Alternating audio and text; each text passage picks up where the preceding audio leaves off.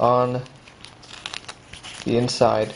So if any water happens to, and it wouldn't be much, but if any water happens to leak past this first seal, it would likely not penetrate the second seal. So you would just snap it up. I won't do it right now, but just to give you an idea, fold it down. I guess keep the folds pretty tight, and then just Velcro it in. And that's it. Has a strap on the back. I guess the next thing to do would be to show you what the camera looks like on the inside.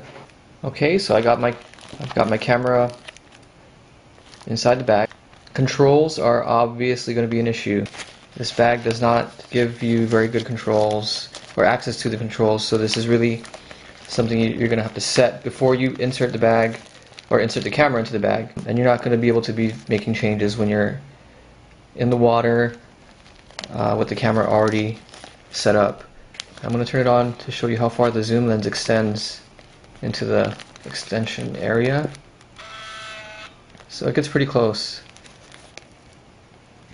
And if it were any tighter, I would be concerned, but it looks like this will be okay. And even if it compresses down a little bit, it won't be too bad. I'm not going to be extending the zoom lens any farther out. Like I said, I'm going to just be taking it into the water with the settings that I've established before I put the camera in the bag, and it's going to stay that way.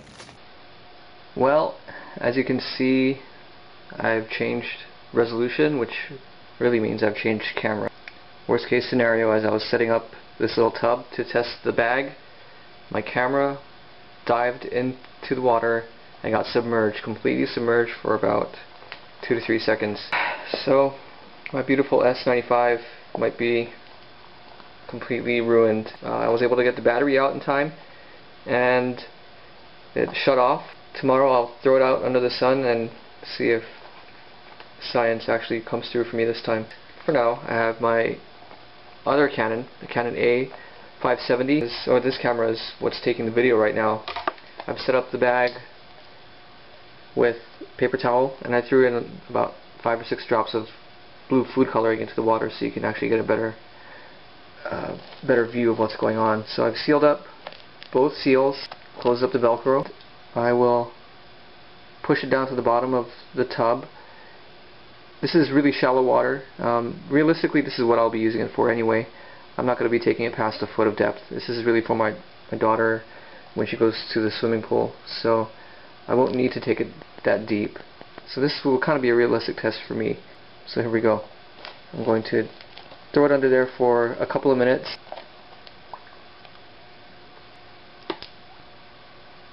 Okay, there's some bubbles coming up, but that's probably just from the air that's captured under the seal. So I'll hold it here for a couple of minutes and then we'll come back to see what we have. Okay, it's actually been about 4 minutes and the bubbles stopped, so again that's likely just from the seal, and it doesn't look like there's any water in here. So the next test will be with the camera, and I will put it inside this tub and you'll get to see how well it looks through this kind of distorted plastic lens. One more thing, before I actually put the camera into the bag, I wanted to show you what to expect when you open the seal. So you can see water got under the Velcro, which is what you'd expect to happen. So I'm going to dry that off.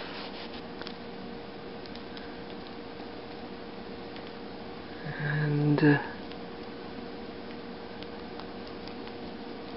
it doesn't look like there's any water behind the first seal, which is promising. Yep, completely dry all the way down. Alright. Paper towel looks dry. Feels dry.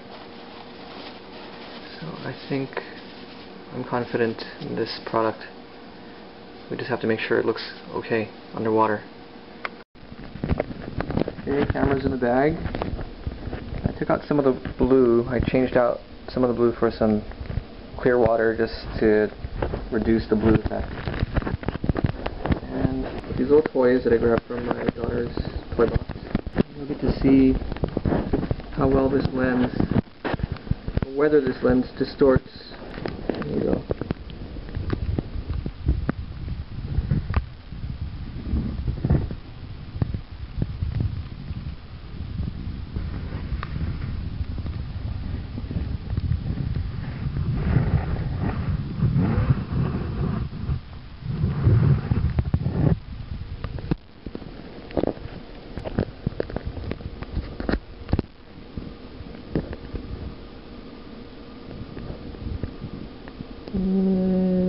It's kind of distorted. It helps to pull it tightly against the glass, so I guess it can be a problem. When you're out of the water, it's not so bad. When you're inside, you really do need to have it tight against the glass, so you should pull it back against the zoom lens, not too tightly so you don't cause the lens to retract, but if it's out and it's moving around, you're going to get weird effects. But you know, $5.99, this is not bad. I'm happy with it. It'll at least save me the trouble of using my phone, which is not easy to do with that capacitive touchscreen. Once it's underwater, it does not want to react to your fingers, and sometimes even shuts off. The virtual camera shutter button will press itself because of the contact with the water, and so that's kind of frustrating. That's the reason I got this bag in the first place, so that I could throw one of my old cameras in there, digital cameras, and have physical buttons to work with. And I didn't want to buy an underwater camera because I have a couple of cameras already that will do fine as long as I have a way to protect it, and this looks like it'll do the job. So $5.99, I'll put the link on the comments, and you'll be able to find it on eBay.